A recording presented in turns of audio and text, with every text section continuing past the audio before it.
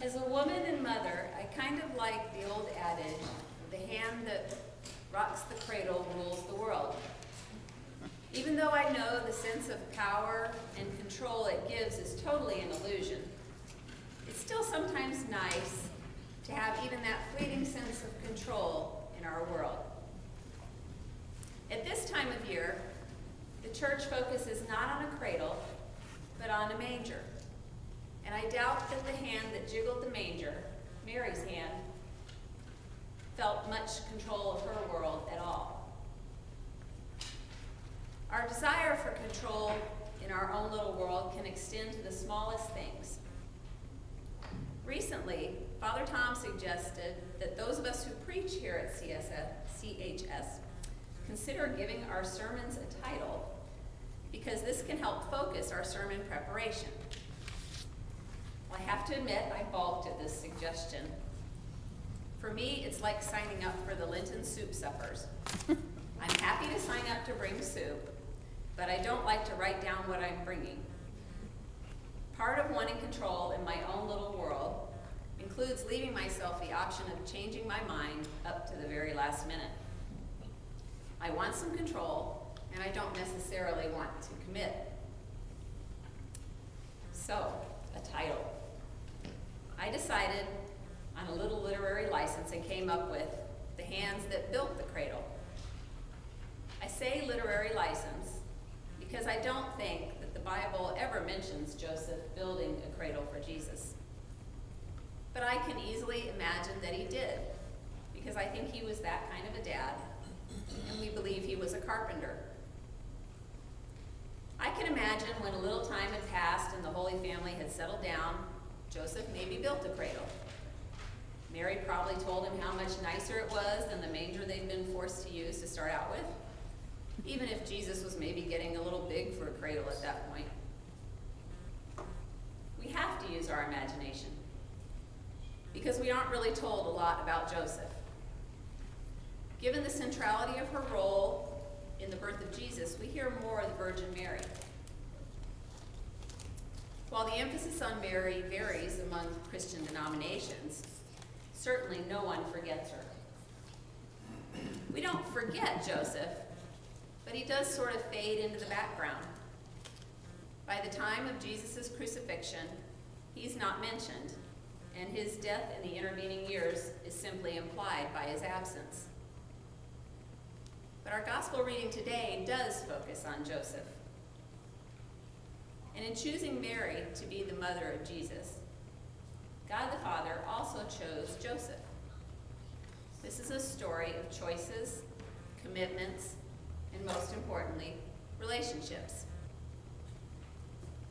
The story of Jesus' birth is found in both Matthew and Luke.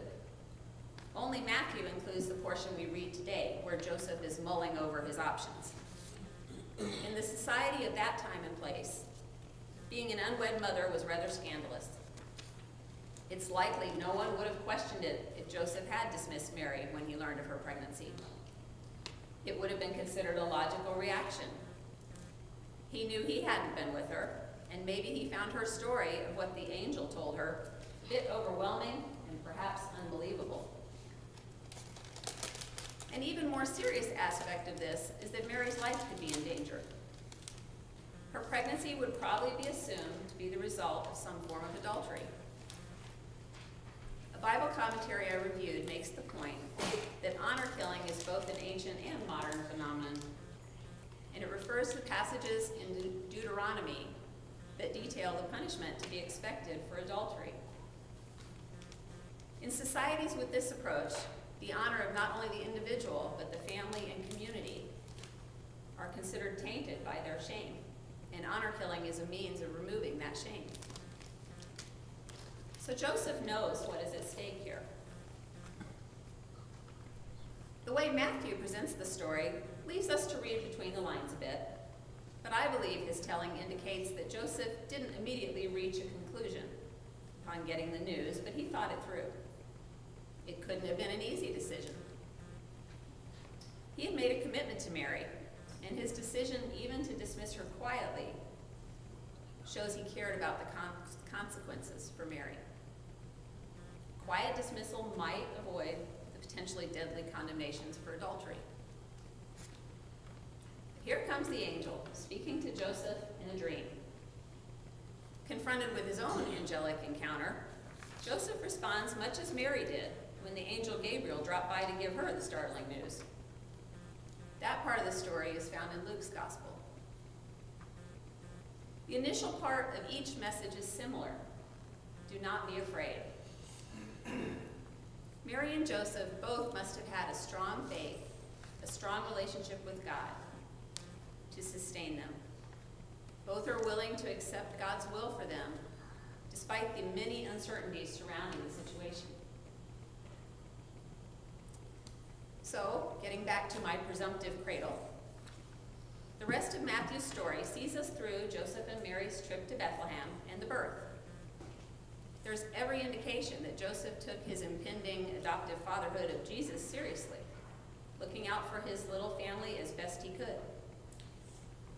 We will hear more of this story in our readings for Christmas and the Sundays beyond. What I see in these Bible stories, leading up to Christ's birth and telling us of the early years of the Holy Family, however brief the stories are, is a couple committed to their God and to each other. I see the choice to be in relationship, a choice sustained by love. Our modern American culture doesn't always seem to value fathers. The bumbling, clueless dad who has to be set straight by his clever wife and/or children is a common motif in television shows and advertising. I can't see Joseph this way. At Friday's Lessons and Carols, we saw a short clip from a movie of the Christmas story called The Nativity. This movie reflects the Joseph we hear in the Bible stories, a man who chose to commit to caring for Mary and her coming child. In Jesus' earthly father, Joseph, we see a model of fatherhood, one that I think more accurately portrays most fathers than those we often see in modern entertainment. This reading gives us a glimpse of the hands that maybe built that cradle I like to imagine, and of the man who definitely chose to be and stay in relationship with God, with the unexpectedly pregnant Mary, and with the child he would raise, a child who came for us all, our Savior, Jesus Christ. Amen.